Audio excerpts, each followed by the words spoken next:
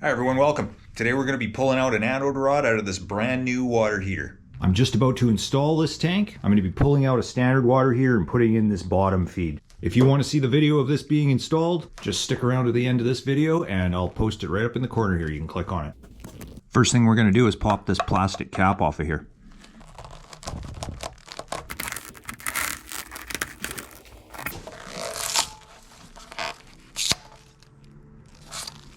Now we have to get this insulation out of here. Okay, there we go. Doesn't have to be perfect, as long as you've got room to access around the head of the anode rod.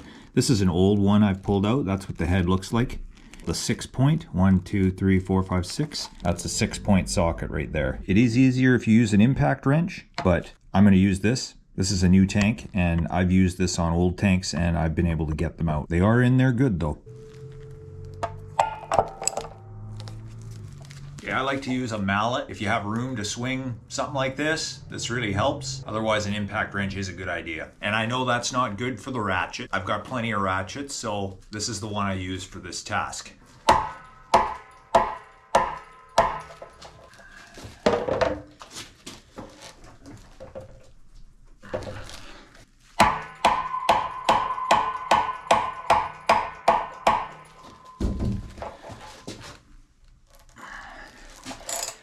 They are in there good.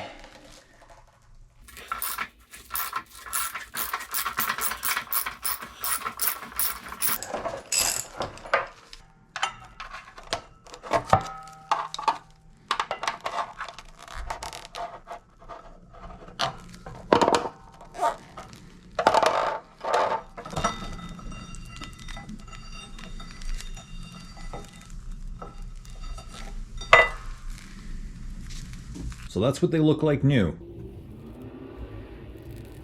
So these anode rods are made of zinc, magnesium, aluminum, a mixture of them. There's different types of anode rods, so it really depends on what type of water you have as to which anode rod that you need, okay?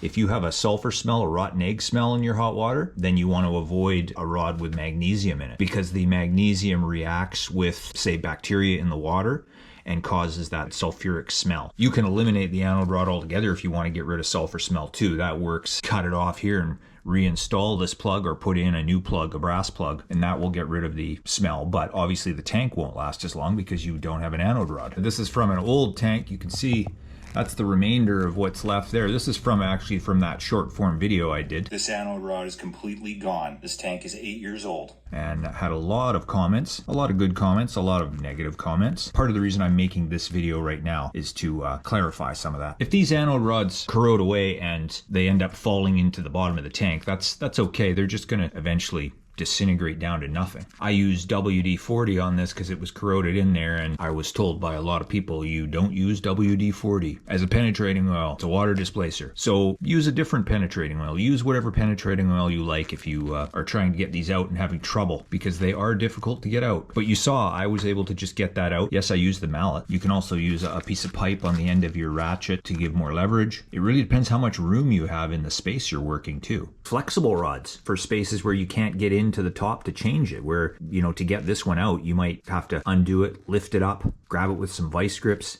cut it off, and then lift the next section, grab it with the vice grips, cut it off just to get the old one out. And then you would put in the flexible one, which is short sections with a little link between so you can flex them, and that will allow you to put in a longer anode. So whether you have hard water or soft water depends on the type of anode you want. Hard water, you would want an aluminum zinc. Soft water, you would want magnesium. There's electric anode rods, which you need power. You have to plug those in. They last longer than these, but the drawback is you need to have an outlet for those. But anodes do protect your tank, and they last anywhere from 2, 3, 4, 5 years. All this stuff is online for your own research. I'm just giving you the basics here. Like I said, it really depends on the water. So with where this tank is being installed, the anode probably won't get changed in this again, just because it's going to be very difficult. It'll be possible, but it'll be very difficult. So I just wanted to pull this out and check it. You could pull this out and you could go and put in a different type of anode rod when you're putting in a new water heater, and that way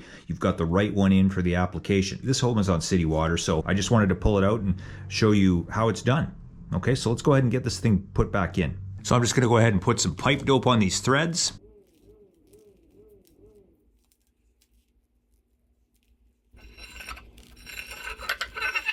Okay, now I'm just gonna tighten it up.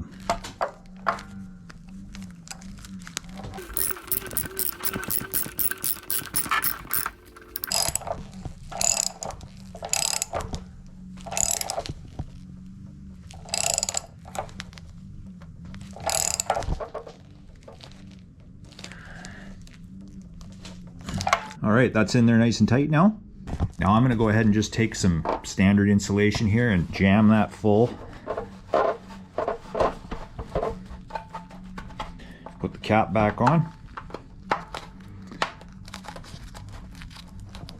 Okay, and once I get this tank installed, I'm going to do another video on the old tank that's coming out, which is over 10 years old, and I'm going to pull the anode rod out, and that anode rod has never been changed. So we're going to see what a 10-year-old anode rod looks like that's been on city water. Now, most tanks, the anode rod is separate, and it's under a cap like this on the top of the tank. But there are certain types of tanks, like a Bradford White tank, for example, where the anode rod is actually attached to the hot outlet of the tank. Okay, which makes it much more difficult to change, as you have to disconnect the hot outlet piping from this before you can get to the anode rod. So if you have a Bradford White, definitely keep that in mind and do your research. But most other tanks, they're like this. And remember, if you're having trouble getting that anode rod out, you can use some penetrating oil on there. Just let it sit for a while. It's not going to contaminate your water system. Think about all the stuff plumbers use when they solder pipes. They're using acid flux paste. You don't think a little bit of that's getting into the water? If you're worried about any of it getting into your water system, just flush it for a little while after you're done. Flush the hot water through a faucet. Thanks again for watching. We'll see you on this video up here. Should be a good one. Check it out.